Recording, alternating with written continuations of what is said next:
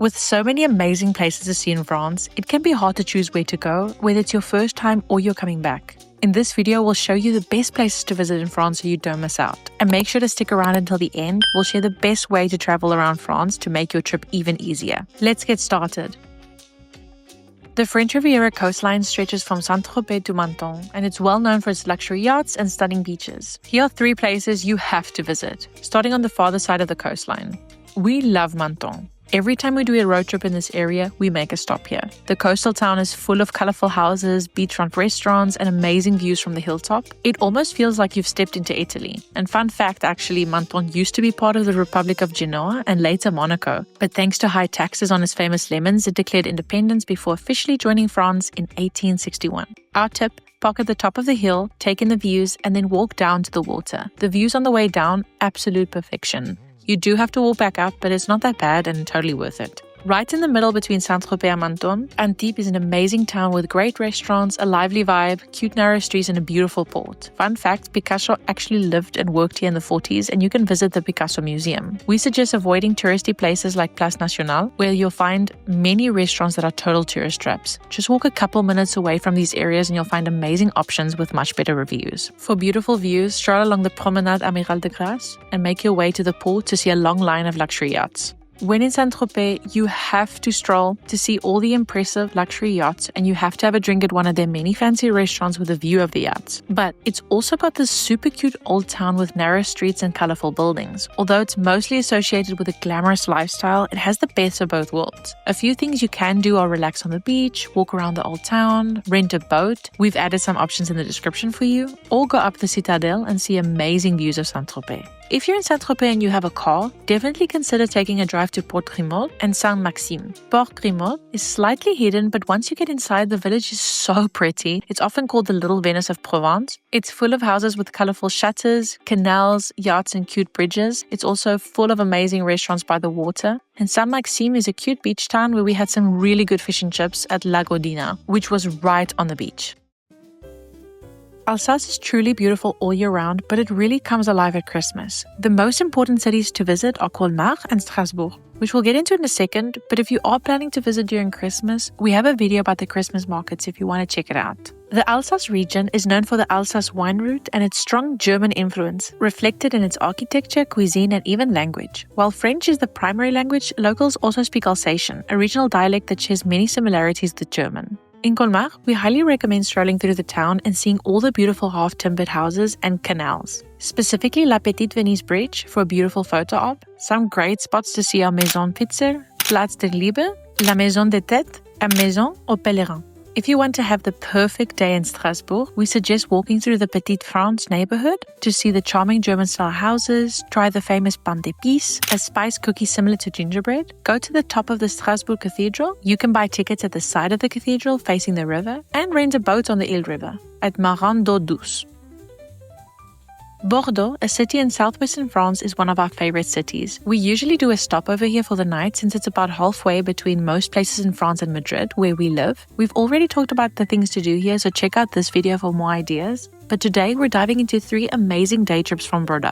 Saint-Emilion, a 40-minute drive from Bordeaux, is a peaceful, gorgeous town to walk around with a quaint French countryside vibe. We had delicious cannelés here. Cannelé is a small French pastry from Bordeaux known for its caramelized, crispy crust and soft custody center. It's made with a rum and vanilla-infused batter, baked in a special fluted mold to create its signature shape. We've linked in the description the exact location where we had the most amazing views of the town. Arcachon, a town about 1 hour away, is a charming seaside town best known for its oyster farming, beautiful beaches, and Belle Epoque architecture. It's a popular getaway for seafood lovers and those looking to enjoy the French Atlantic coast. The main attraction is the Dune du Pilat.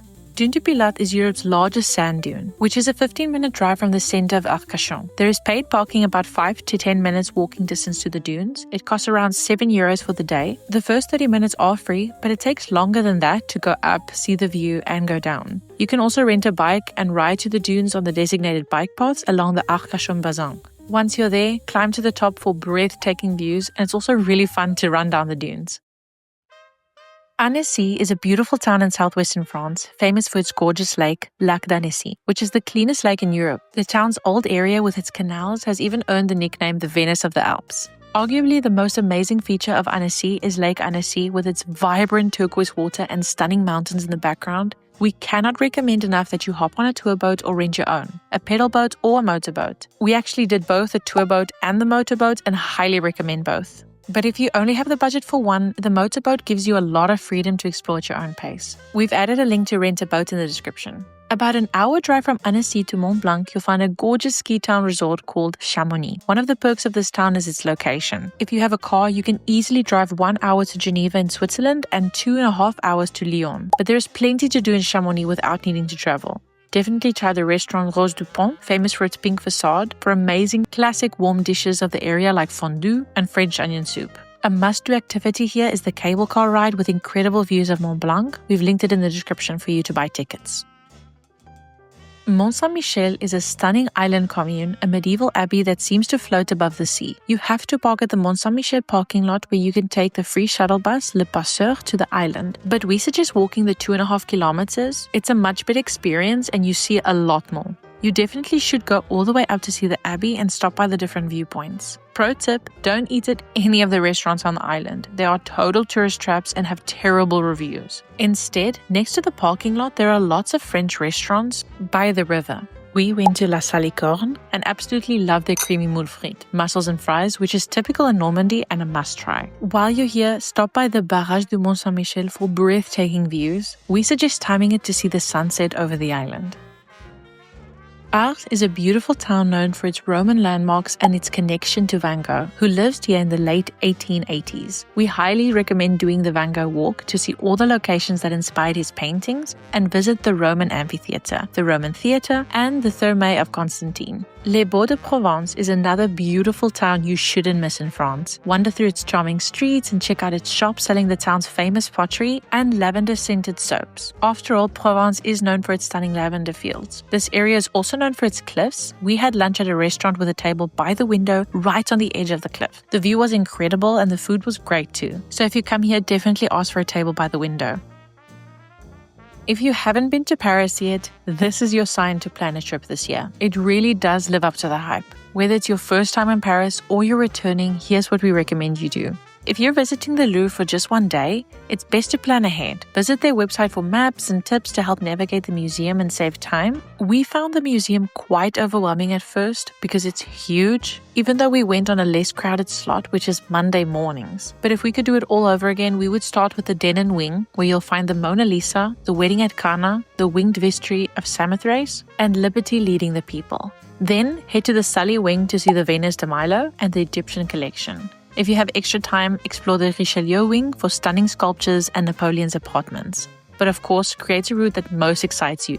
If you're staying longer and visiting multiple museums, get the Paris Museum Pass for skip-the-line access to 60+ sites, including the Louvre. It's available for 2, 4, or 6 days. We've linked it in the description for you. Quick tip, if you just want to look at some pretty art, try the Orsay Museum or the Orangerie instead. This is where you can see all of Manet's famous paintings, and although they can get crowded, no way nearly as much as the Louvre. When you get hungry, we highly suggest eating at a bouillon.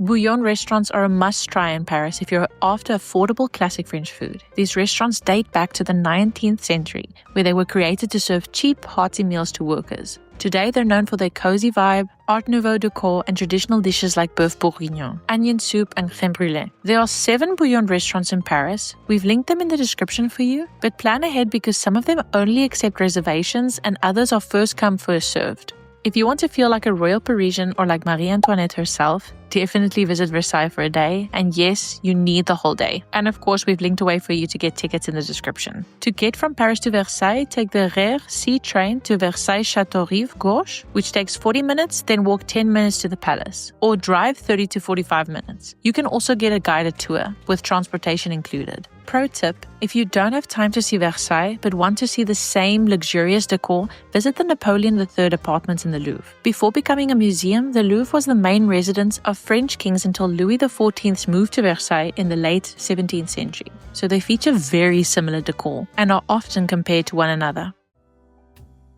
Lille is known in France as the capital of Flanders, sometimes called a mini Paris because of the houseman-style architecture. It's only 35 minutes by train to Brussels and 1 hour to Paris, so it's a great day trip from both of these places. Once you arrive in Lille, your first stop will probably be Grand Place, the city's main square. Google Maps might say it's a 20-minute walk from the train station, but it feels much quicker unless you're walking really slow. Once you get there, we suggest grabbing a coffee at an outdoor cafe and soak up the sun. One of Lille's highlights is the Palais des Beaux-Arts, a stunning museum with an amazing collection of European art. If you're short on time, you can check out the ground floor cafe and some artwork for free. The full museum is free on the first Sunday of the month. Otherwise, tickets are just €7, so it's still budget-friendly. Even if you don't go inside, the building alone is worth admiring. If you want more ideas of beautiful landmarks to see here and where to eat and get a delicious sweet treat in Lille, we go more into it in this video here. Now for the best ways to get around France.